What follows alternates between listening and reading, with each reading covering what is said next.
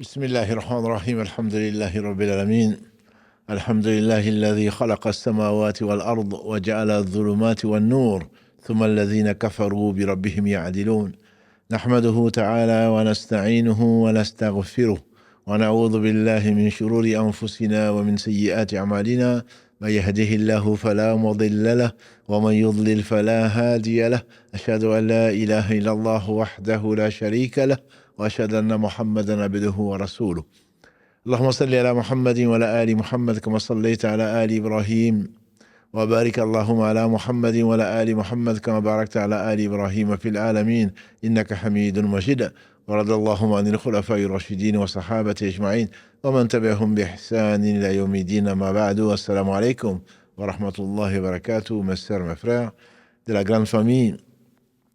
Soyez les bienvenus donc dans ce cercle, dans ce jardin du paradis, parmi les jardins du paradis, ceux où on évoque Allah subhanahu wa ta'ala.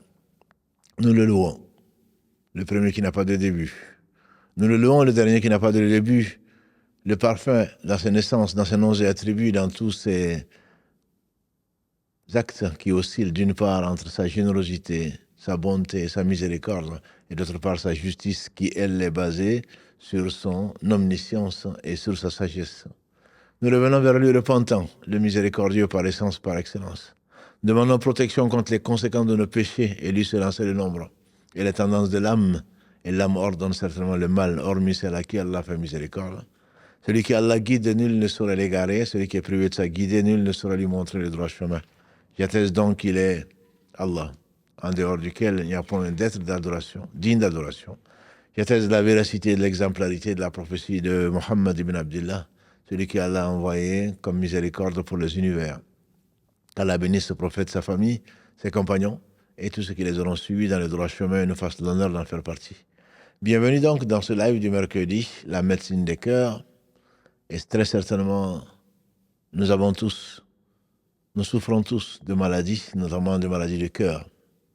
Les maladies du cœur, disent les gens de science, sont de deux sortes.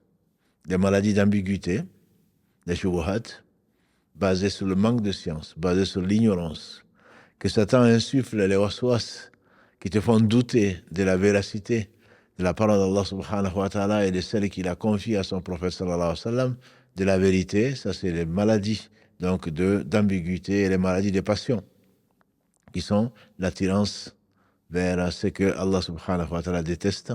Et il est clair, il est certainement clair, que les péchés, et tous les péchés ne sont dus qu'au fait d'aimer ce qu'Allah n'aime pas, ou de détester ce qu'Allah a ordonné. Aimer ce qu'Allah n'aime pas, c'est certainement un signe d'ignorance, et un signe de la non-connaissance de notre Seigneur subhanahu wa ta'ala qui est parfait, qui est le plus miséricordieux des miséricordieux. Que dis-je, il y a de véritable miséricorde que la sienne, qu'il a divisée en 100 parties, il n'en a fait descendre qu'une seule. De celle-là procède le fait qu'une jument, quand elle met bas, elle lève le pied pour ne pas écraser son poulain. Le connaître, c'est l'aimer.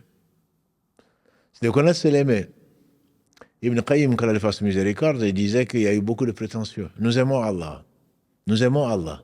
Alors Allah a révélé à son prophète sallallahu alayhi wa sallam le verset 31 de la sourate 3. Qul in kuntum tuhibbuna Allah fattabi'uni yuhibbukum Allah wa yaghfir lakum dhunubakum wallahu ghafurur rahim. Dis-leur, si vraiment vous prétendez aimer Allah, suivez-moi.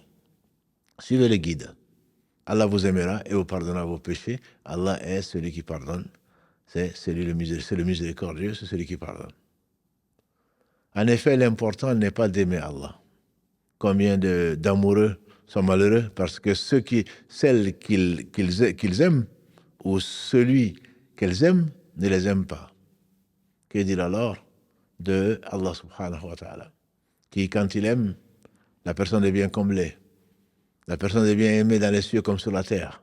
Et quand il déteste, la personne est détestée dans les cieux et sur la terre. Qu'Allah nous accorde son amour. L'important donc n'est pas le fait d'aimer Allah. Nous sommes tous prétentieux, on prétend tous aimer Allah. Or Allah définit donc le critère, un des critères en tout cas, pour définir son amour. C'est de se rappeler souvent de lui, le dhikr. C'est de rappeler souvent de lui, nous sommes dans le 11e épisode Donc cette série de vivifications du cœur. Un cœur qui se rappelle Allah et un cœur qui ne se rappelle pas Allah, c'est comme le vivant et le mort. Abu Musa al-Ash'ari a rapporté ce hadith. De même, il a rapporté une autre version. La maison où on se rappelle Allah et la maison où on oublie Allah, on ne se le rappelle pas, c'est comme le vivant et le mort. Et donc cet amour d'Allah subhanahu wa ta'ala est l'aspiration absolue et la plus noble du croyant. Si nous aimons aller au paradis, si nous détestons l'enfer, c'est parce qu'Allah en a fait une récompense. Mais en réalité, le sublime a voulu combler ses serviteurs qui seront même au paradis par la contemplation de sa noble face, subhanahu wa ta'ala. C'est pour cela que ceux qu'il a aimés n'attendent qu'une chose, c'est de le rencontrer. Mais en attendant, ils ne se croisent pas les bras. En attendant, ils n'inventent pas une voie qu'ils n'aiment pas. Ils n'aiment que ce qu'Allah aime. Ils détestent tout ce qu'Allah déteste. C'est ce qui a fait eux d'eux des alliés. Ces alliés, al-awliya, Allah dit subhanahu wa ta'ala dans la sourate 10, verset 62. Sourate Yunus, verset 62. ألا إن أولياء الله لا خوف عليهم ولا هم يحزنون الذين آمنوا وكانوا يتقون ألا إن أولياء الله لا خوف عليهم ولا هم يحزنون الذين آمنوا وكانوا يتقون 10.62. N'est-ce pas, dit-il, Allah, les alliés d'Allah, ils n'auront pas de crainte et ils ne seront pas tristes. Ils n'auront pas de crainte, ils ne seront pas tristes. Qui sont-ils, les alliés d'Allah? Alladhina amanu, ce sont les croyants. Alladhina amanu wa kanu yattaqoun, ce sont les gens qui ont cru et ils s'évertuaient dans les œuvres pieuses. Yattaqoun, c'est pas muttaqoun. Muttaqoun, ce sont les pieux. Yattaqoun, c'est-à-dire ne cessez pas d'œuvrer dans le bien. Il y a une notion de permanence, une notion de multiplication, de multiplicité des œuvres. Pas seulement j'ai fait une œuvre, donc je suis un pieux. Non, il s'évertuait, on dirait en français, il s'évertuait à se rapprocher d'Allah au travers donc de ses ordres et s'éloigner donc de ce qu'Allah n'aime pas. Et pourtant, si on avait le cœur le plus pur, comme le plus pur d'entre nous, cela n'augmenterait rien à Allah subhanahu wa ta'ala. Si on avait le cœur le plus pervers, comme le plus pervers d'entre nous, cela ne diminuerait rien à son royaume, comme il le dit subhanahu wa ta'ala dans le hadith que nous connaissons maintenant, donc d'Abu Dhar, qui est rapporté par Abu Dhar, d'après le prophète sallam, qui dit: notre Seigneur béni et glorieux et majestueux a dit que Ya ibadi, mes serviteurs, je me suis interdit l'injustice, je voulais interdire entre vous, jusqu'à la fin donc de ce hadith rapporté ou consigné par l'imam Muslim, qu'Allah lui fasse miséricorde, ainsi qu'à son maître al-Bukhari. Le maître al-Bukhari, l'imam Ahmad et tous nos savants, à remonter jusqu'aux compagnons du prophète sallam, les plus savants de cette communauté, et à redescendre par tous ceux qui nous ont transmis un peu de science. Et on a vraiment de science, comme Allah le dit: Ma utitu min al-ilmi illa qalila. Il n'y a que peu de science qui nous a été confiée. qu'Allah bénisse donc les savants. Et connaître Allah subhanahu wa ta'ala, c'est l'aimer. C'est la raison pour laquelle ceux qui aiment Allah subhanahu wa ta'ala ont été heureux et ils s'évertuaient donc à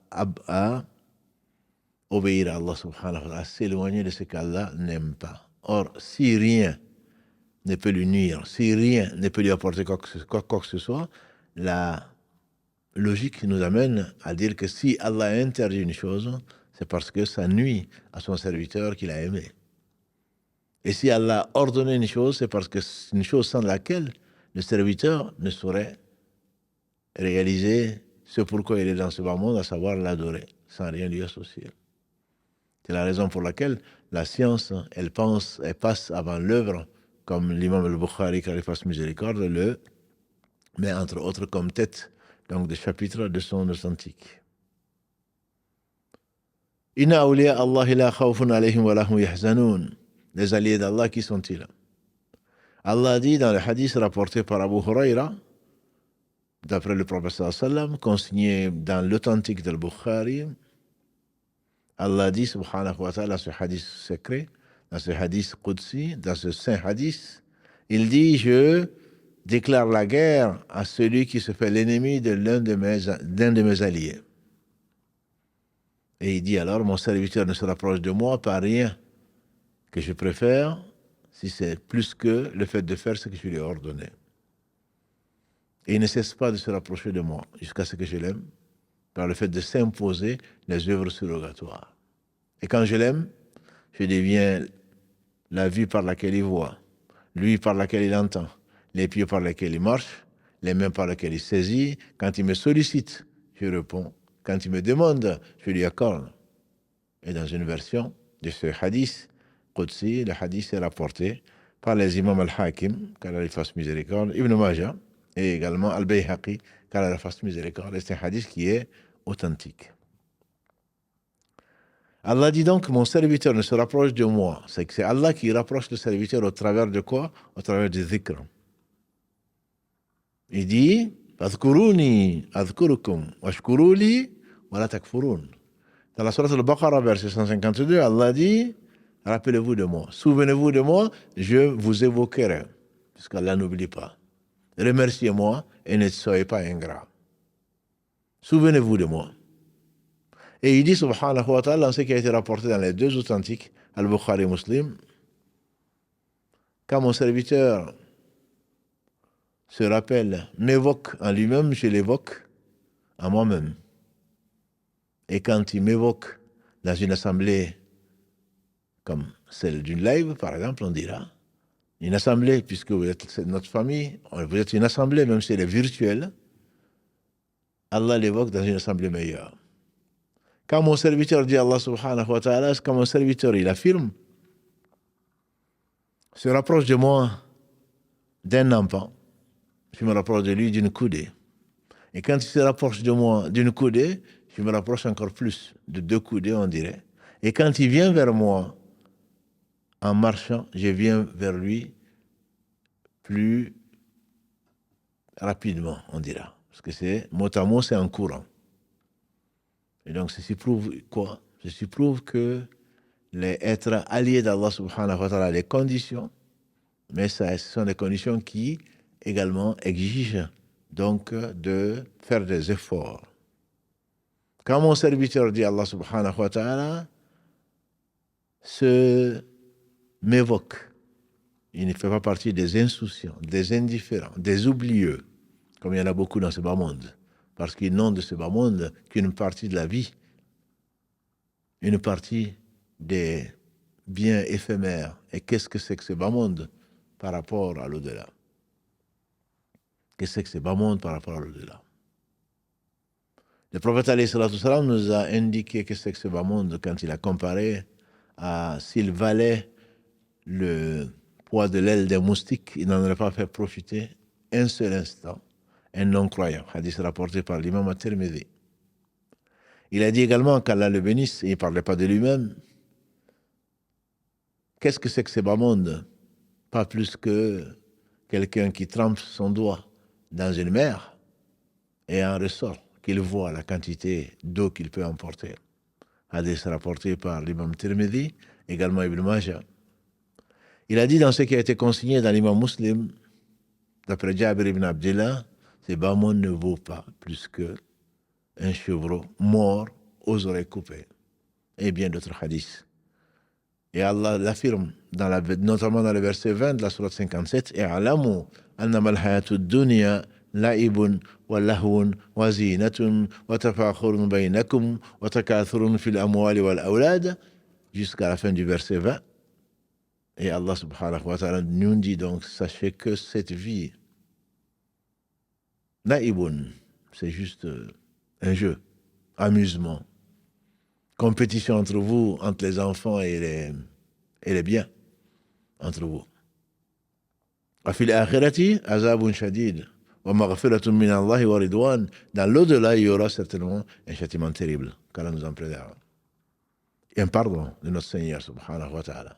Wa ridwan et l'agrément d'Allah subhanahu wa ta'ala, sa satisfaction.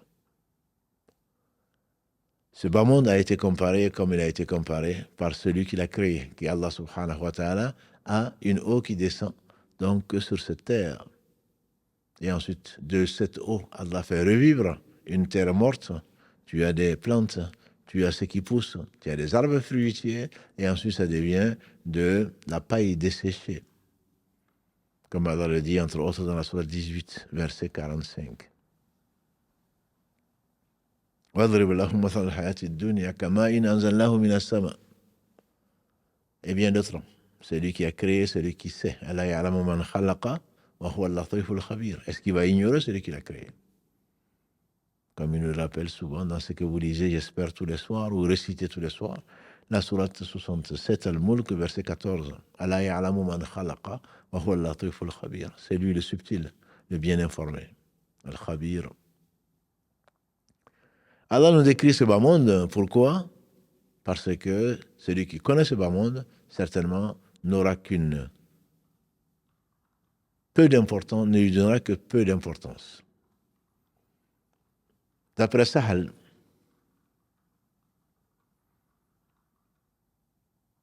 Ibn Saad As-Sa'idi, qu'Allah l'agrée, il a dit que le prophète sallallahu alayhi wa sallam, devant lui un jour, meilleur qu'aujourd'hui certainement, un homme est venu lui demander, Ya Rasulallah sallallahu alayhi wa sallam, messager d'Allah, indique-moi une œuvre par laquelle Allah va m'aimer et les gens vont m'aimer. Allah va m'aimer et les gens vont m'aimer. Il a dit, renonce à ce bas monde. Ça, c'est le zuhud. Renonce à ce bas monde et Allah va t'aimer. Donc, on connaît un moyen pratique pour qu'Allah nous aime. Et renonce à ce que les gens possèdent. Et les gens vont t'aimer. Al-Hassan al-Basri, qui a fasse miséricorde, il a une parole juste. Allah lui a donné un peu de sagesse. Et celui à qui la sagesse a été confiée, il a été confié un très grand bien. Dit Allah dans la sourate Al-Baqarah, verset 269.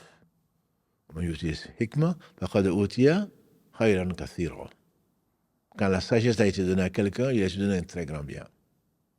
Et Hassan al-Basri fait partie des gens qui sont réputés être sages quand il dit « Tu seras honoré par les gens. Ils t'auront en grande considération tant que tu ne leur demandes pas ce qu'ils ont. À partir du moment où tu leur demandes ce qu'ils ont, tu rentres en compétition avec eux, tout de suite, il y a de l'animosité et de la haine qui naît. Et donc, ce bas monde, si tu veux que Allah t'aime, il faudrait que tu y renonces. Mais y renoncer n'est pas ce que beaucoup d'entre nous pensent ou ce qu'on nous vend. C'est qu'on nous vend. Certaines religions, certaines personnes ont décidé que renoncer à ce bas monde, c'est ce qui est ordonné par le prophète sallam. Si tu veux être aimé d'Allah, ils ont pensé qu'il fallait s'abstenir de tout bienfait, s'abstenir de tout ce qui te plaît. Et s'imposer une vie austère. Ceux qui ont pensé cela, se passer des femmes, se passer de sommeil, se passer de nourriture.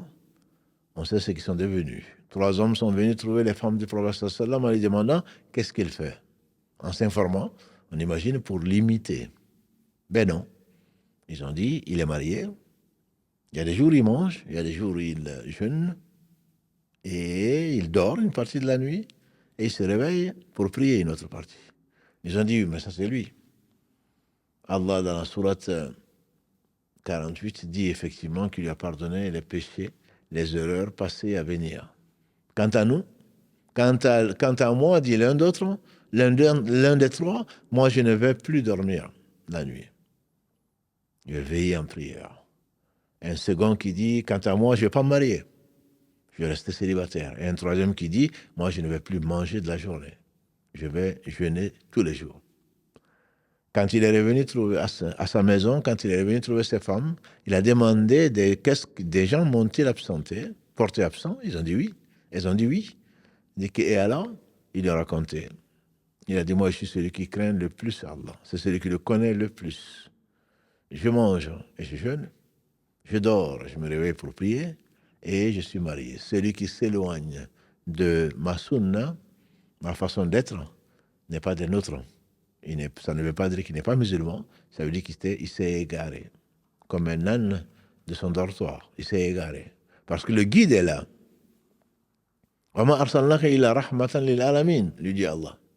Nous t'avons envoyé à Mohammed, qui est comme miséricorde pour les mondes, pas seulement pour les hommes, pour les djinns également et pour tout un chacun.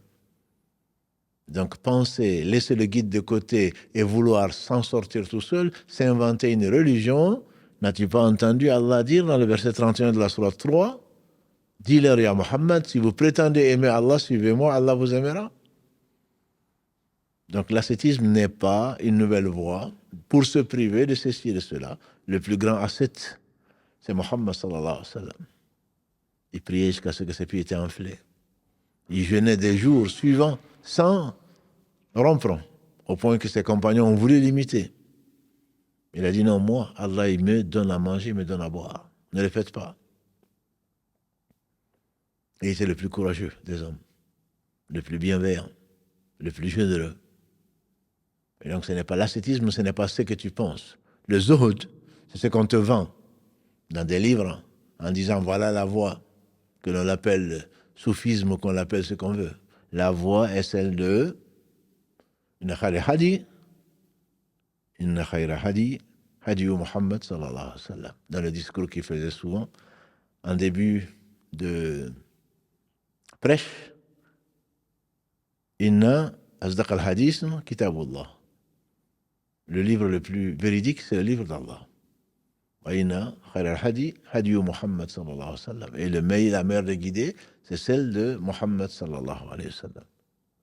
Donc le zuhud, disent les gens de science, c'est le fait de renoncer à tout ce qui t'éloigne d'Allah. C'est le fait de renoncer à tout ce qui demande du temps, de l'énergie, et occupe ton esprit, qui ne soit pas ce que Allah aime, subhanahu wa ta'ala. Et Zayd ibn Thabit rapporte du prophète sallallahu alayhi wa sallam, dans ce qui a été consigné, entre autres chez l'imam al-Bayhaqi.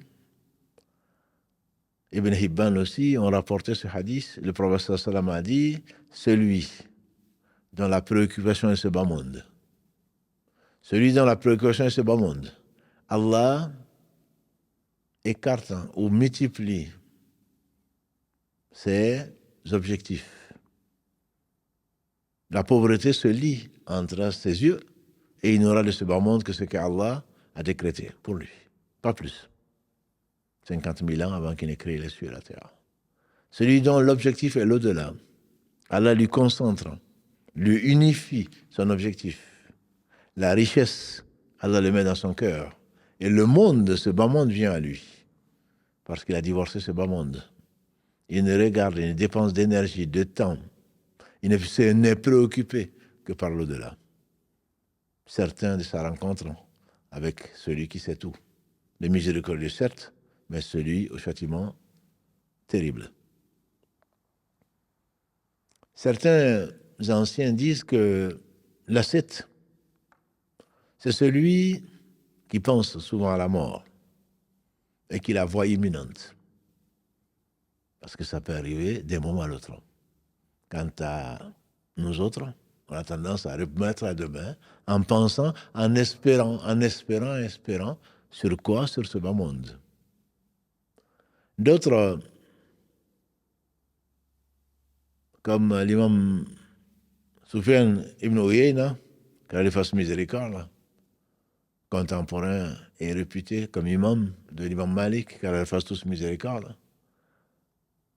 il disait, ou on lui fait dire en tout cas, que l'ascète, c'est celui qui compte plus sur ce que Allah a que ce que lui-même il possède. C'est la confiance en Allah subhanahu wa ta'ala. C'est celui dont la patience n'est pas battue par le haram. Et dont le remerciement n'a pas été effacé, ou dont le remerciement n'a pas cédé le pas à l'aisance ou le halal. Ça veut dire quoi? Il voulait dire que la patience des gens, très rapidement, va vers ce qu'Allah a interdit. Donc la patience a été battue. La patience a été effacée par l'interdit. Or, Allah n'a rien interdit que ce qui est mauvais, ou le mal l'emporte sur le bien. Et si Allah a interdit une chose, c'est qu'il a permis toutes les autres choses. On le dit souvent, dans tout ce qui est mu'amala, dans tout ce qui est œuvre mondaine, on dit que tout est permis sauf ce qui est interdit. Quant à l'adoration, tout est interdit sauf ce qui est permis. Ces anciens disaient parfois que je ne me préoccupe pas de ma subsistance, puisqu'Allah dit dans la sourate 11, verset 6. Dans la sourate Hud, verset 6, Allah dit il n'y a pas d'être humain, il n'y a pas d'être plutôt vivant sans que sa subsistance ne soit assurée par Allah. Il n'y a pas d'être sur terre dont la subsistance n'est pas assurée par Allah. Entre autres preuves de cela, le prophète sallam dit quand la fécondation est faite, 40, ensuite l'ange descend, chercher les matrices, écrit 4 choses, dont de quoi il va vivre, la subsistance. Pourquoi aller alors faire du haram pour arriver à ce qui t'a été destiné? Si tu ne trouves plus ta subsistance, c'est que ta mort est imminente. Donc ce bas monde ne doit pas représenter à nos yeux, si tu veux que Allah t'aime, je ne dis pas que si tu veux aimer Allah, si tu veux que Allah t'aime, nécessairement, il faudrait que tu renonces à ce bas monde, à ces parures, à ces apparences, à ces luttes de pouvoir, à la satisfaction de tes passions. Il faudrait que tu reviennes à l'essentiel. Et si tu veux te rapprocher d'Allah, c'est ce qui nous est commandé, il faut te rappeler souvent Allah. Mais le rappel d'Allah qu'Allah a privilégié de tous, la semaine dernière on a vu la prière, c'était la prunelle des yeux de Muhammad sallallahu alayhi wa sallam. Tous les prophètes sans exception ont prié, les gens pieux, les femmes pieuses comme Mariam, la mère de Jésus, les hommes pieux qui ont été les prophètes, tous se sont accrochés à la prière.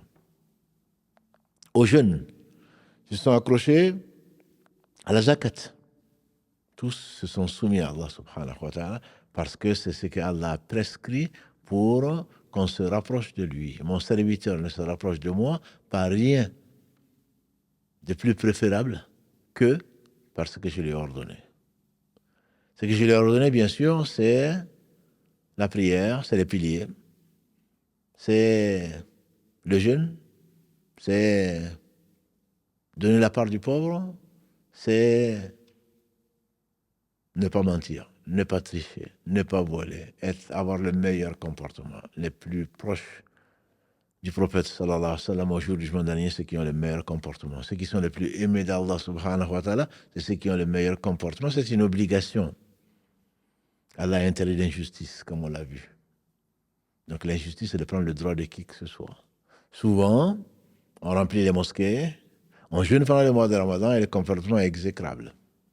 On ne fuit. On fuit nos quartiers, on fuit nos maisons, on fuit nos personnes, parce que nous avons un comportement qui n'est pas celui qui est digne de celui qui croit en Allah et au jour du jugement dernier. Le prophète, que Dieu le bénisse et le sauve, il disait « Je n'étais envoyé que pour parfaire le bon comportement ». Donc la méthode, elle n'est pas nouvelle.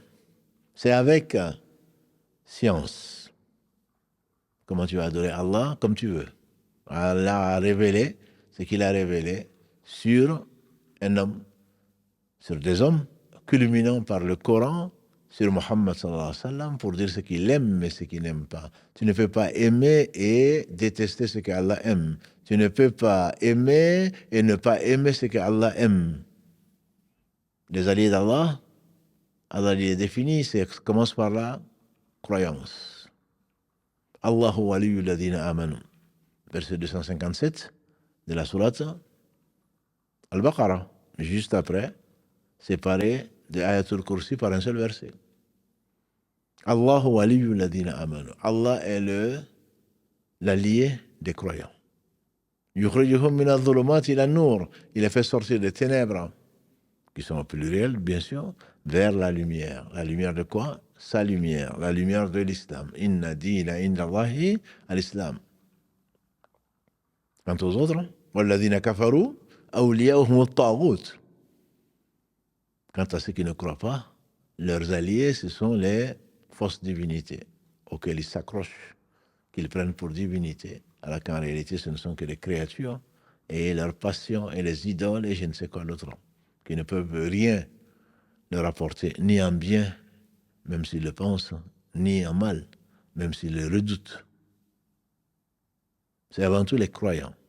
Wal asr, dit Allah, dans le premier verset de la sourate 103, que nous connaissons tous, qui est le résumé, un condensé du Coran. On le fait dire à l'imam Shafi'i. Si Allah n'avait révélé que cette sourate, qui est très courte, 4 versets, ça aurait suffi pour se guider. C'est-à-dire celui qui le comprend, au travers de ce qu'Allah a révélé, très certainement en profitera. On dit que les compagnons du prophète sallam, souvent quand ils se quittaient, ils récitaient, ils se rappelaient cette sourate. Wal asr inna al-insana lafi khusrin illa alladhina amanu. Par le temps, et Allah jure par ce qu'il veut. L'homme est en perdition. Il n'est pas seulement perdu, il est en perdition. Il continue sa descente aux enfers. Wal-asr inna al-insana lafi khusrin illa alladhina amanu, sauf les croyants. Wa amilu s-salihat. La croyance passe avant toute chose. Celui qui meurt, qui, avec certitude, sait que Allah seul mérite l'adoration, il sortira de l'enfer, même si c'est après un certain temps. Il entrera au paradis. Celui qui meurt en pensant qu'Allah a besoin de qui que ce soit, de quoi que ce soit, fût-il un ange rapproché, comme l'ange Gabriel, fût-il un prophète envoyé, comme Mohammed ou Jésus ou Moïse ou Abraham ou Noé, il ne sortira pas de l'enfer. Inna Allah la yaghfiru an yushraka bihi wa yaghfiru ma duna dhalika liman yasha. Allah dit dans le verset 48 et dans le verset 116 de la sourate 4, les femmes, Allah ne pardonne pas qu'on lui associe quoi que ce soit. En dehors de cela, il pardonne à qui il veut. Donc c'est avant tout une croyance en Allah, en ses anges, en ses livres, en ses prophètes et messagers, en ses livres, au jour du jugement dernier et au destin. Ce sont 6 choses que Allah a enseignées à son prophète sallam, qui lui-même nous l'a enseigné au travers du questionnaire que lui a posé donc l'ange Gabriel quand il est venu sous la forme d'un homme. Hadith rapporté par l'imam Muslim, consigné plutôt dans le Sahih de l'imam Muslim, rapporté par Omar ibn Khattab au Canada. Après cette croyance, Allah dit, mon serviteur ne se rapproche de moi par rien qui m'est plus, qui m'est préférable que par le fait de faire ce que je lui ai ordonné. Or, ce qui est le plus ordonné, le central, avant toute chose, c'est la foi, c'est la croyance. Ensuite, c'est la prière. On en a parlé mercredi dernier et on en avait parlé avant. La prière empêche des choses blâmables et turpitudes. Allah l'appelle le dhikr. Ya ayyuhalladhina amanu idha nudiya lis-salati min yawmil jumu'ah fas'au ila dhikrillahi wa dharul bay'. Surah 62, la Jumu'ah, verset 9. Ô vous les croyants, quand l'appel à la prière du vendredi est fait,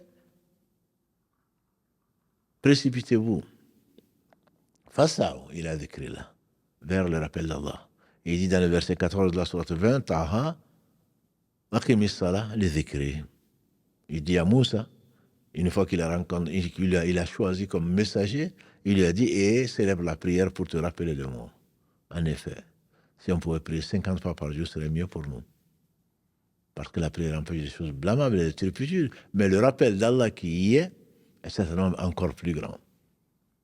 Et encore plus grand.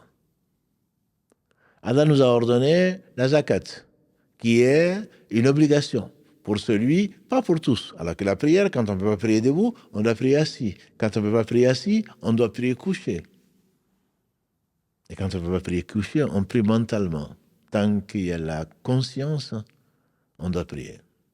Sauf pour les 3 catégories que vous connaissez dans le fiqh, qui est la personne qui est indisposée, la femme indisposée, l'enfant qui n'est pas pubère et celui donc qui n'est pas responsable psychologiquement, donc qui est fou, ou la personne qui est folle, jusqu'à ce qu'elle retrouve la raison. Quant à la zakat, c'est pour se purifier justement de l'amour des biens, de l'amour de ce bas monde.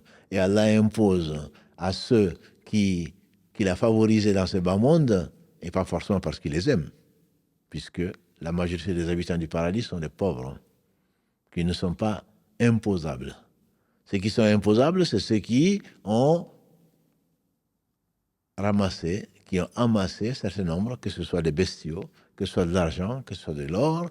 Pour l'argent et l'or, on sait que c'est minimum, le seuil imposable de 595 grammes d'argent ou 85 grammes d'or. C'est le droit des pauvres, des miséreux ou des démunis, des personnes qui sont endettées, de l'enfant de la route, celui qui se retrouve sans rien, etc., etc. Allah le cite dans le verset 60 de la sourate 9, les 8 catégories de personnes qui sont dans l'extrême nécessité. Et Allah les a éprouvées, pas parce qu'il les aime pas. Puisque le prophète lui-même, que Dieu le bénisse, a demandé à Allah de vivre pauvre, de mourir pauvre et d'être ressuscité avec les pauvres. Ce qu'Allah nous a imposé, c'est le jeûne du mois de Ramadan à nous, comme aux autres. Ya ayyuhalladhina amanu, dit-il dans la sourate 2, verset 183, Kutiba alaykumus siyamu kama kutiba alal ladhina min qablikum la'allakum tattaqun, afin que vous atteigniez la piété, ô vous croyants, le jeûne vous a été prescrit. Bien sûr, il y a des exceptions. Celui qui est malade, celui qui est en voyage, la femme qui est enceinte, la femme qui allaite, etc., etc. La personne qui est vieillissante, qui a besoin de manger, ne peut pas supporter le jeûne, tout cela. Et on ne va pas faire le fiqh du jeûne, c'est juste pour le rappeler. Le pèlerinage pour celui qui peut, pour se faire pardonner, pour marcher sur les traces de celui qu'Allah a rapproché. C'est un allié, mieux qu'un allié. Le khuld, disent les Arabes. Allah dit dans la sourate 4, verset 164, il dit « Wa taqada Allahu Ibrahim khalila » Et Allah a pris Abraham comme Wa kallama Allahu Musa taklima, verset 164. Allah dit dans le verset 125 « Wa taqada Allahu Ibrahim khalila » Et Allah a pris Abraham comme rapproché. Non seulement c'est un allié, comme tous les prophètes, mais Allah l'a rapproché comme il n'a rapproché personne.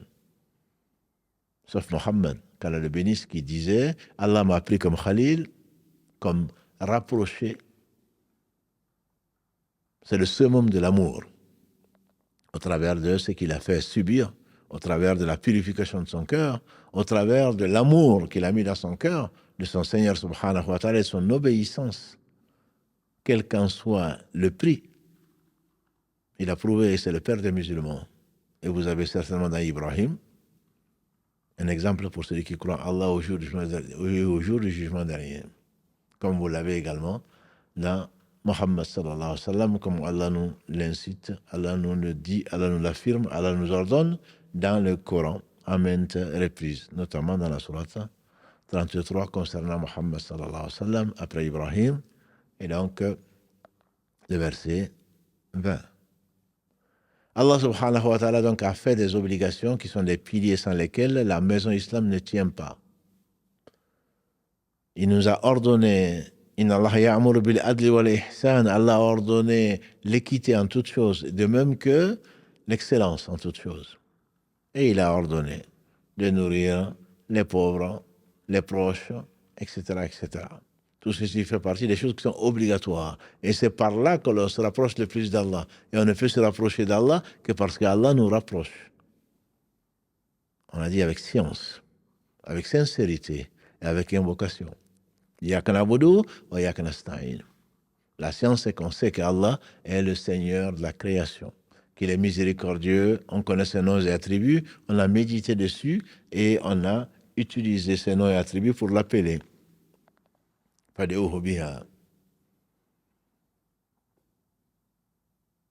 on a su qu'un jour nous attend. Et ensuite on dit que c'est lui que nous adorons. Si c'est le cas, on a besoin de son aide pour l'adorer.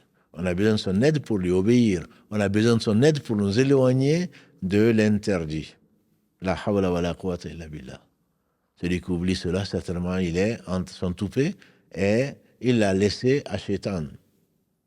Il le suit. Shaitan devient son plus proche, d'être le plus proche de lui. Il n'y a de force et de puissance que par Allah. Tu ne peux adorer Allah que par Allah. Ensuite, l'invocation, c'est ça l'adoration. Tu demandes à Allah de te guider dans le droit chemin, le chemin de ce qu'il a comblé de ses bienfaits, et ce sont ceux-là. Qu'est-ce que dit Allah? Verset 69 de la sourate 4, wa man yuti illaha wa rasoul. Celui qui obéit à Allah et au messager. أولئك مع الذين أنعم الله عليهم من النبيين والصديقين والشهداء والصالحين فحسن أولئك رفيقا. C'est ce que Allah a comblé de ses bienfaits. C'est ce que tu demandes. Qui sont-ils? C'est ceux qui ont obéi à Allah et au messager. وَمَا يُطِعِ اللَّهَ وَالرَّسُولَ. Prétendre aimer Allah, c'est suivre le messager, c'est obéir au messager, c'est obéir à Allah. Celui qui obéit au messager a obéi à Allah, comme il est dit subhanahu wa ta'ala.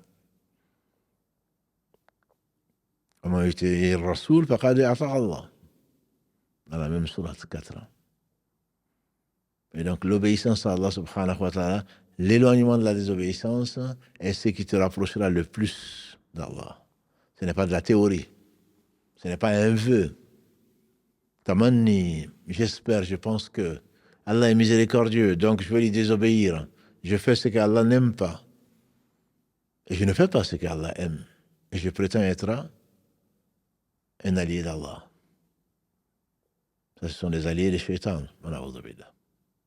Ce n'est pas, comme le dirait le philosophe, c'est pas ce que l'homme dit de sa foi, le plus important. Le plus important, c'est que la foi fait de la personne. On ne peut pas aimer une personne, que dire d'Allah subhanahu wa ta'ala, à qui rien ne ressemble. On ne peut pas aimer une personne sans certainement s'en souvenir souvent et de lui obéir. Quand la personne aime quelque chose, on fait ce que la personne aime pour se rapprocher, n'est-ce pas? Tout le monde le sait, du plus petit au plus grand, que ce soit les enfants ou les personnes adultes. On fait ce que la personne aime. On s'éloigne de ce que la personne n'aime pas. L'ami de mon ami est mon ami. On va jusqu'à aimer ce que la personne que Allah, que les personnes plutôt aiment, les gens que nous aimons, on va aimer ceux qu'ils aiment ou ceux qu'elle aime. L'ennemi de mon ennemi est mon ami, parce qu'il n'a pas aimé il n'a pas aimé celui que j'aime n'aime pas. Et l'ennemi de mon ami est mon ennemi, parce que c'est quelqu'un que j'aime.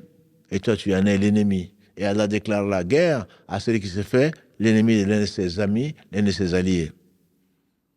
Et l'ami de son ennemi, forcément, s'associe à ton ennemi, et donc c'est quelqu'un que tu n'aimes pas.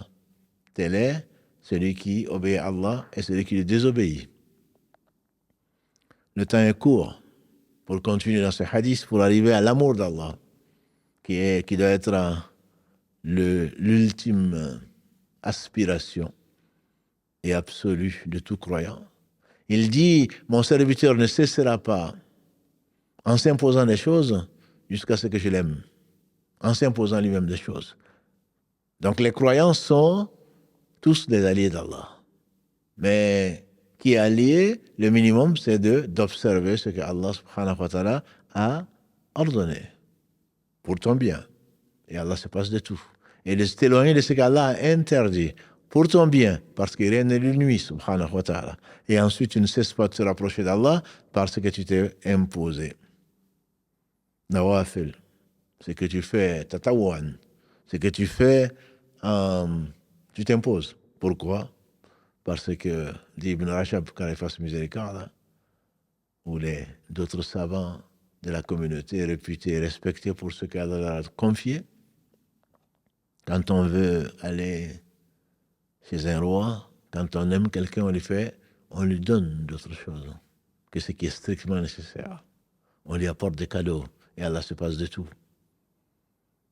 Quand les gens dorment, tu te lèves pour prier. La meilleure des prières, a dit le prophète sallallahu alayhi wa sallam, c'est la prière le dernier tiers de la nuit. Après la prière obligatoire, bien entendu. Et Allah a voulu que la prière soit la prière des yeux de ses amis, qui, quand les insouciants ont oublié celui qu'ils prétendent aimer, se lèvent pour invoquer leur Seigneur, subhanahu wa ta'ala. Et Allah, dans sa miséricorde, dans sa grâce, leur a permis de se réveiller pour se rapprocher de lui. Il y en a beaucoup parmi vous qui se lèvent à 2h, 3h du matin pour invoquer le Seigneur.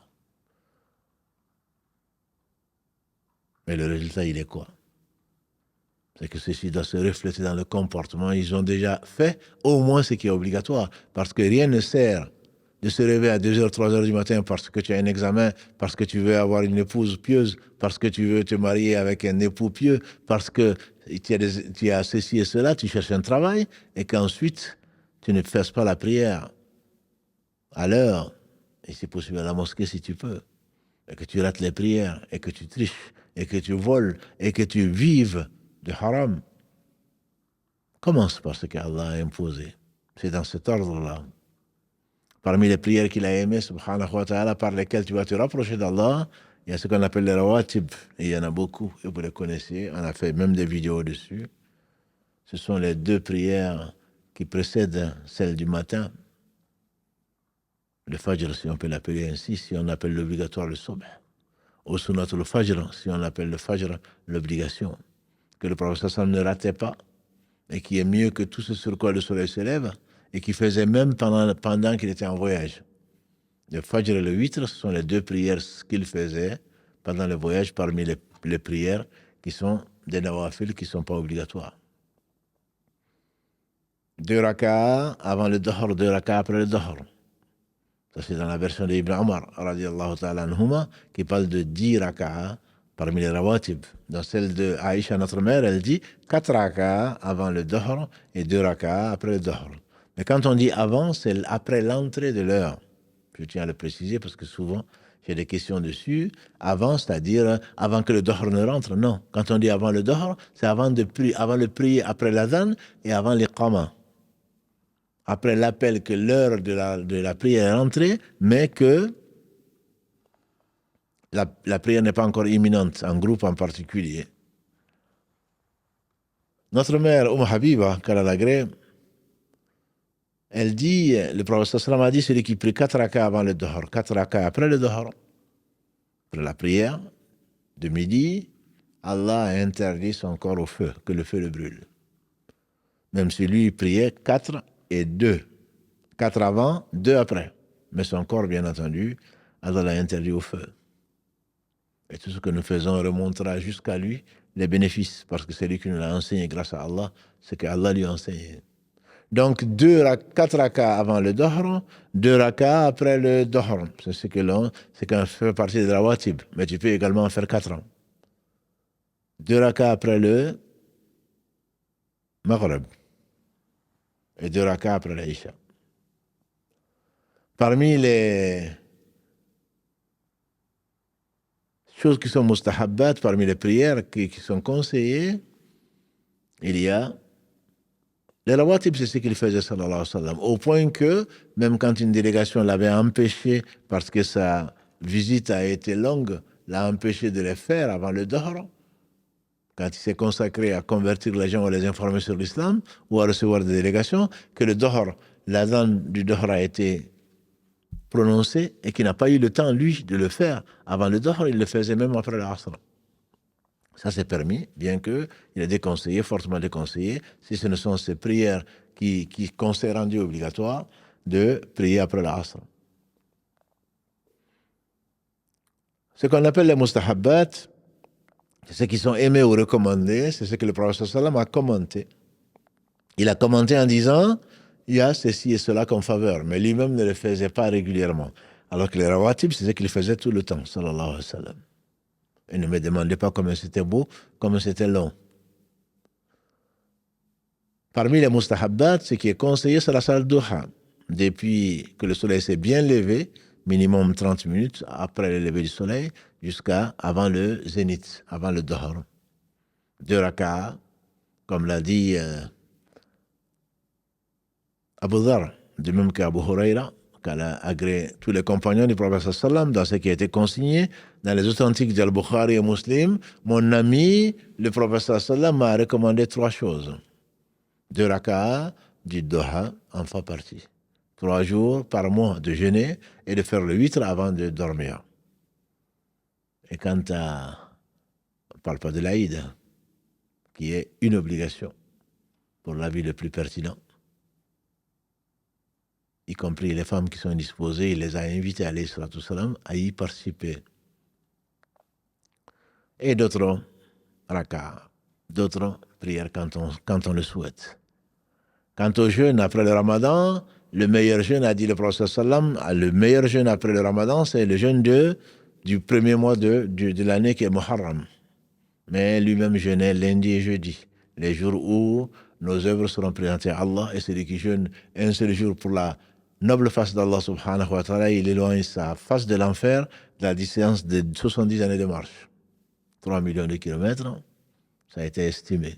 Et Allah seul sait mesurer. Lundi et jeudi, 3 jours, les jours blancs, ou d'autres jours, 3 jours par mois, seront récompensés comme s'ils avaient jeûné toute l'année. Quant à la zakat, alhamdulillah, elle est obligatoire donc pour les riches, sur les riches, pour leurs pauvres. Donc la vie majoritaire, c'est de donner sur place. Et ensuite, tu ne cesseras de donner, de prêter à Allah. Pourtant, tout lui appartient. De donner, de secourir les pauvres. Et donc, le monde éteint les péchés comme l'eau éteint le feu. Et c'est bon quand on est malade. C'est bon de toute façon. Mais c'est toujours conseillé. Toujours conseillé.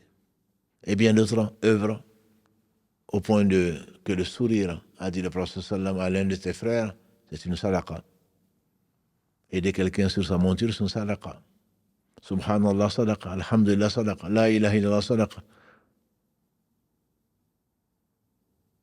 Allahu akbar sadaqa, wa la hawla wa la quwwata illa billah sadaqa. Et ce ne sont pas les occasions qui manquent. Ça, ce sont les œuvres qui sont surrogatoires, qui vont t'amener à quoi? À l'amour d'Allah. Allah a dit jusqu'à ce que je l'aime. Et quand je l'aime, je deviens lui par laquelle il entend. Les yeux par lesquels, la vue par laquelle il voit, lui par laquelle il entend, les pieds par lesquels il marche, et les mains par lesquelles il saisit. Quand il m'invoque, je réponds. Et quand il me demande, je lui donne. Pour rendre une histoire longue courte, c'est ce qu'on appelle al-ihsan ou le ma'iyya. Allah est avec nous où que l'on soit, mais pas dans le sens d'Allah est partout, non. Ça, c'est un dogme qui est contraire au dogme des croyants. C'est contraire au dogme des gens de la Sunna et de la Jama'a. Allah est élevé dans son être, dans ses noms et attributs et dans tous ses actes. Mais Allah est avec, Allah c'est tout. Chaque fois que Allah parle, il est avec vous où que vous soyez, il rajoute toujours ya'lamu. Soit il précède, soit ça suit.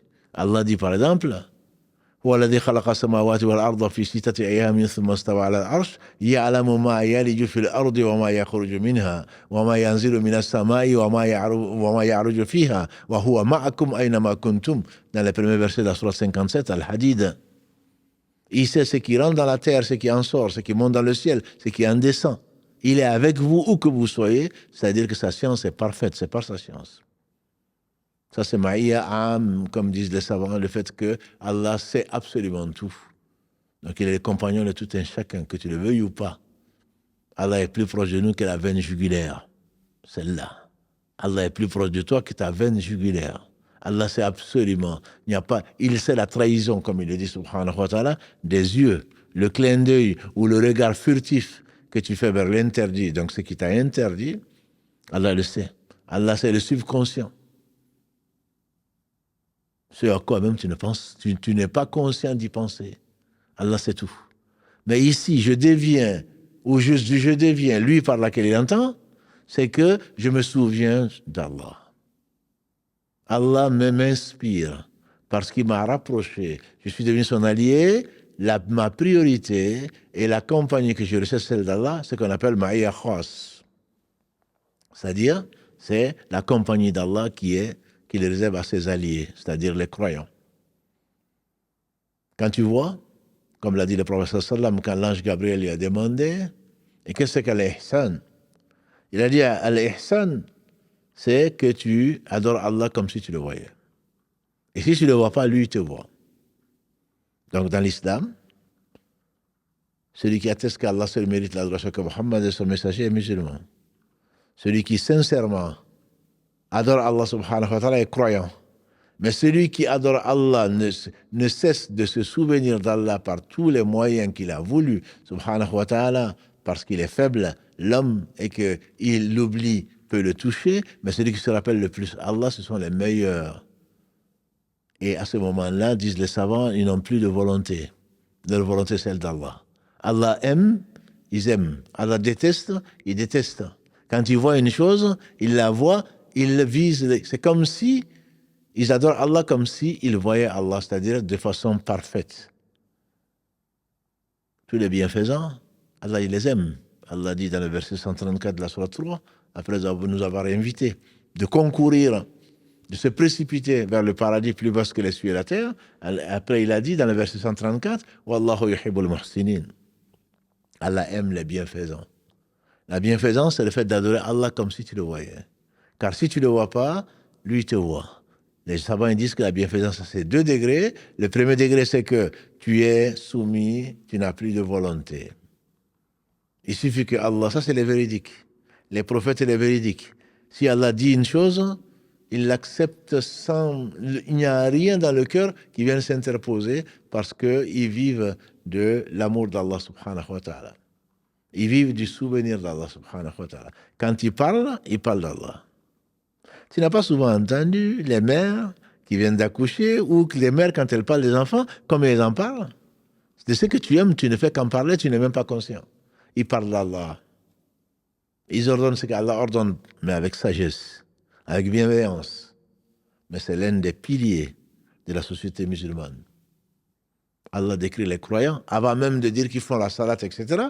Wal mu'minun wal mu'minat ba'duhum awliya'u ba'd. Ya'muruna bil ma'ruf wa yanhauna 'anil munkar wa yuqimuna as-salah. Avant même de parler qui font la prière, qui donnent la zakat, etc., Allah dit, les croyants et les croyantes sont les alliés les uns des autres. Parce qu'ils sont alliés d'Allah. Ils ordonnent le convenable, c'est ce qu'Allah ordonne. Ils interdisent le blâmable. Et ils font la prière, et ils donnent la zakat. Et ils obéissent à Allah et son messager. Allah dit que cette communauté est la meilleure, dans le verset 110 de la Sourate 3. Qu'est-ce qu'il dit? Kuntum khayra ummatin ukhrijat linnas ta'muruna bil ma'ruf wa tanhauna 'anil munkar wa tu'minuna billah. Ça, c'est une assise de la communauté, de la société musulmane, de toute société en fait. Ordonner le bien et interdire le mal. C'est ce que conseille Luqman alayhi salam dans le verset 14, dans le verset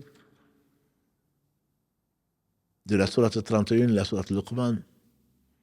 Ya bunayya aqimis salah wa'mur bil ma'ruf wanha 'anil munkar wasbir 'ala ma asabak. Oh mon cher fils, ordonne le bien. Acquitte-toi de la prière. Aqimus salah. Ordonne le bien, interdit le mal. Parce que si Allah ordonne une chose, c'est que c'est la meilleure des choses. Quand il interdit une chose, c'est que quand tu aimes les gens, ta famille, tes amis, tu aimes du bien pour eux, tu crains pour eux. Donc c'est par sagesse et par amour que tu appelles les gens à l'obéissance à Allah. Ce n'est pas pour leur imposer quoi que ce soit. La ikraha fi din, dit Allah. Verset 256 de la Sourate Al-Baqarah, après Ayatul Kursi, la ikraha fi din, il n'y a pas de contrainte en matière de religion. Le droit chemin se distingue aisément de l'égarement. Mais c'est parce que tu aimes les personnes, tu veux. Les prophètes les appellent à Allah et ils essaient de les tuer. Les hommes véridiques les appellent à Allah, ils appellent à ce que Allah aime, et pourtant, ils sont persécutés. Parce qu'ils aiment Allah, ils aiment ce que Allah aime. Et Allah aime la droiture, Allah aime que l'on s'acquitte des devoirs qu'il a imposés pour notre bien. Et donc, puisque tu es avec des ignorants, tu leur montres par la pratique, mais également tu les appelles de la meilleure façon. Appelle au chemin de ton Seigneur par la sagesse et par la bonne exhortation. Et donc, ceci fait partie des gens que Allah aime. Ils ont atteint le niveau de Al-Muhsinin Wallahu yuhibbul muhsinin. Il patiente par rapport à ce que Allah subhanahu wa ta'ala a fait descendre comme décret et il ne se fâche pas contre le décret. Wallahu yuhibbu as-sabirin. Allah dit dans cette même sourate 3, verset 146, et Allah aime les gens qui patientent. On a dit que le zuhud, pour revenir au premier hadith, l'ascétisme, c'est le fait de, quand tu es éprouvé, c'est d'espérer plus sur la récompense que sur la récompense d'Allah subhanahu wa ta'ala, plus que sur la levée de l'épreuve. Nous, quand on va demander à Allah, on est pressé. On a invoqué Allah, il ne nous a pas répondu. Et pourtant, Allah dit, quand il m'invoque, je réponds. Et sur cela, il est déjà 22 heures. Il faudrait insister dessus. Si Allah promet, sa promesse est vraie. Saad ibn Abi Waqqas, qu'Allah l'agrée, il fait partie des 10 qui sont dans le même hadith, promis au paradis. Ce ne sont pas les seuls, mais dans le même hadith, quand le prophète sallallahu alayhi wa sallam a dit Abu Bakr au paradis, Omar au paradis, Othman au paradis, Ali au paradis, Saad en faisait partie. Ibn Abi Waqqas, il est au paradis. Quand il invoquait Allah, Allah l'acceptait. C'est pour ça qu'il faut faire attention aux alliés d'Allah. Quand ils invoquent, Allah l'accepte. Je dirais en général. Quelqu'un a menti sur son compte. Il dit, Ya Allah, rends-le aveugle, donne-lui une longue vie, rends-le aveugle et tente-le. Et cet homme, on le voyait encore à Médine. Il était vieux et qu'il courait les jupons. Il courait les petites filles. On lui dit, mais t'as pas honte? Il dit, ça c'est l'invocation que Saad a faite contre moi, parce que j'ai menti sur lui. Allah m'a tenté par les jeunes filles. Et ce n'est pas le seul cas. Saïd, Ibn Zayd, en faisait partie. Une femme m'a dit qu'il a spolié sa terre. Il dit, Ya Allah, si cette femme ment, rends-la aveugle et fais-la mourir sur son terrain. Et c'est ce qui arriva. Elle est devenue aveugle et un soir elle est tombée dans son propre puits, creusé sur la terre. Faisons attention à l'invocation. Allah dit, je déclare la guerre à celui qui se fait l'ennemi de l'un de mes awliya. L'ennemi de l'un de mes alliés. L'allié n'est pas forcément celui qui marche sur l'eau. Il travaille avec des shaitans. Celui qui sort de la droite voie, qui a oublié le guide, Muhammad sallallahu alayhi wa sallam, qui prétend être guidé par une autre voie que celle de Muhammad sallallahu alayhi wa sallam, il ne peut pas être un allié. C'est un allié des shaitans. Même si les apparences sont trompeuses. Des gens qui vont faire des grigis, des gens qui vont appeler des djinns, des gens qui vont dire qu'ils guérissent et qui travaillent, qui ont vendu leur vie ici-bas. Ils ont vendu la vie de l'au-delà plutôt contre la vie d'ici-bas. Et les gens ne s'arrêtent qu'aux apparences. Tu ne peux pas être plus pieux que Muhammad sallallahu alayhi wa sallam. Tu ne peux pas arrêter la prière parce que tu penses avoir connu Dieu. Tu ne peux pas faire mieux que Muhammad sallallahu alayhi wa sallam, qu'Allah a envoyé pour être un modèle. Et donc méfions-nous des apparences. C'est pas parce que ça marche que c'est bien. Ce sont des tromperies, ce sont des apparences, ce sont des tentations. Allah te laisse tenter parce que tu n'as pas cette certitude. On fait dire à l'imam Malik, qu'Allah lui fasse miséricorde, la sunna c'est comme l'arche de Noé. Celui qui monte est sauvé. Celui qui a refusé de monter est perdu. Le déluge va l'emporter. Peu ou prou. Bientôt, dans un court temps, à court terme, à moyen terme ou à long terme, à moins que Allah, dans sa miséricorde, le ramène vers lui et qu'il le guide. Connaissance, sincérité, invocation, en suivant le guide. En suivant les indications du guide. Il n'a rien laissé, même pas un oiseau qui vole, même pas comment se nettoyer, disait un compagnon du prophète sallam, après avoir fait ses besoins. Il n'a rien laissé, il a fait parvenir le message d'Allah comme Allah l'a voulu. Nous y croyons. Donc il ne faut pas chercher une autre voie. Une autre voie que celle de Muhammad sallallahu alayhi wa sallam est nécessairement de l'égarement. Et donc Allah a voulu nous la conserver de surcroît, qu'Allah bénisse nos savants, qui ne l'adorent pas. Ashhadu anna Muhammadan abduhu wa rasuluhu. C'est-à-dire, il a un Seigneur. J'atteste que Mohammed est son serviteur. Serviteur de qui? De son Seigneur, qui est le nôtre, et le Seigneur de toutes choses. Et en même temps, il a été fidèle avec le message qu'il a apporté. Donc, c'est un messager fidèle. Mais il n'est qu'un messager. Il appartient, la révélation vient d'Allah. Le messager est chargé de le transmettre. Et à nous, la soumission à ce message, dont on ne doute pas, ni de la source, ni de la véracité. Ça n'a pas été transformé. Allah l'a préservé. Et donc, ce Seigneur subhanahu wa ta'ala a voulu nous laisser cette méthode. N'est pas aller chercher, inventer, je vais plaire à Allah, donc je ne vais plus prier. Je vais plaire à Allah, donc je ne vais plus me marier. Je vais plaire à Allah, donc non. Qui a interdit, dit Allah subhanahu wa ta'ala, les bonnes choses? Dans la sourate 5 en particulier. Qui a interdit les bonnes choses qu'Allah a fait sortir pour les gens? Tu dois te marier si tu en as besoin. Tu dois manger, tu dois dormir.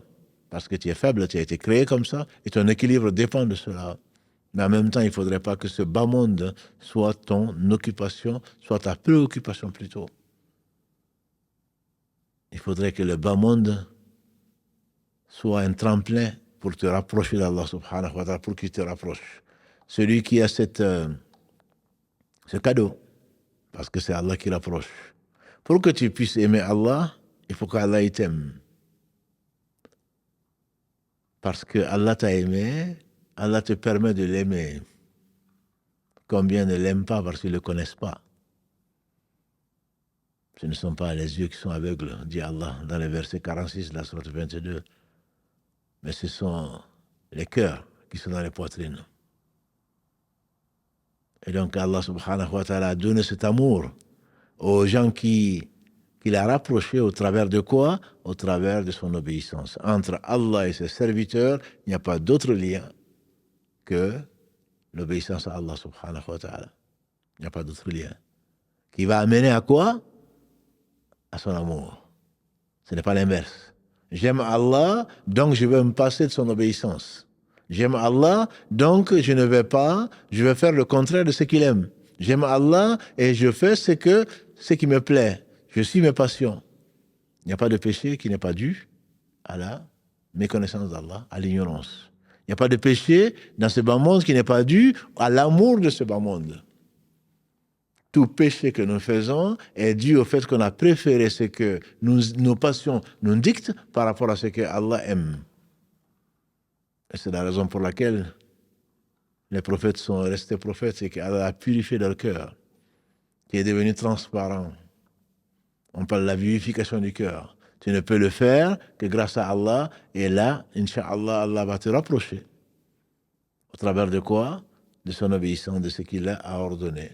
Et ensuite, tu ne cesseras pas de détester ce vers quoi les gens concourent. Laisse ce que les gens, ce sur quoi ils se précipitent. Le pouvoir, les femmes, la richesse. Hein? C'est ce qui les préoccupe. Et le bas monde, a dit le prophète sallam, viendra à toi. La richesse, il le met dans ton cœur. Et ça, c'est ce que Allah subhanahu wa ta'ala a voulu nous enseigner. L'important, disons-nous, n'est pas ce que tu aimes Allah, ils sont nombreux. L'important, c'est qu'Allah t'aime. Et quand Allah t'aime, comme l'a annoncé le prophète sallam, il appelle l'ange Gabriel. Ange Gabriel, j'aime un tel, aime-le. Et l'ange Gabriel descend dans les cieux et dit aux anges, aimez telle personne que Allah aime. Les anges n'ont pas de volonté propre, ils aiment la personne. Et ils descendent sur la terre et même sur la mer, et insuffler l'amour de la personne, même aux baleines, même aux poissons qui sont dans l'eau de mer. C'est facile à Allah. Et dans une version, le prophète a précisé quand Allah déteste quelqu'un. Il dit à l'ange Gabriel, oh Gabriel, je déteste telle personne, déteste-le. Et c'est automatique. Immédiat.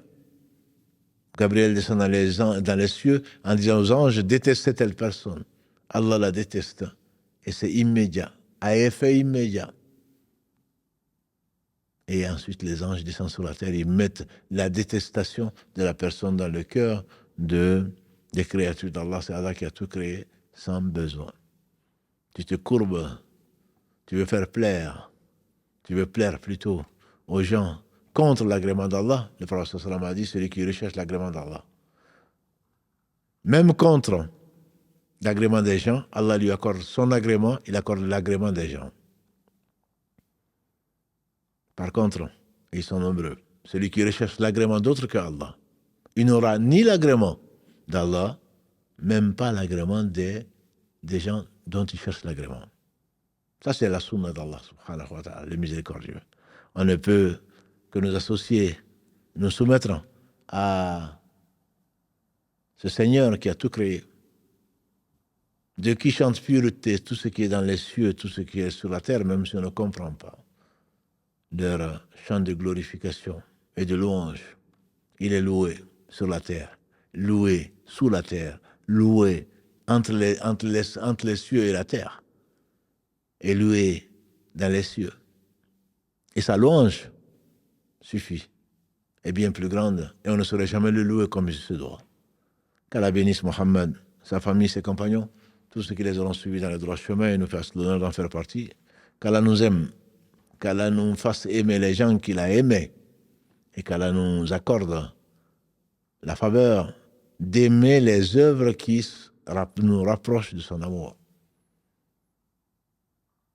Qu'Allah vous aime, mes frères et sœurs, et notre prochain rendez-vous, ce sera samedi, donc à 21h dorénavant, pour parler de la vie du meilleur des hommes, Muhammad sallallahu alayhi wa sallam. Qu'Allah le bénisse, le sauve et lui donne un surcroît, donc d'honneur, comme il l'a promis, sa promesse est vraie. سبحانك اللهم وبحمدك أشهد أن لا إله إلا أنت أستغفرك وأتوب إليك سبحان ربك رب العزة عما يصفون والسلام على المرسلين والحمد لله رب العالمين والسلام عليكم ورحمة الله وبركاته.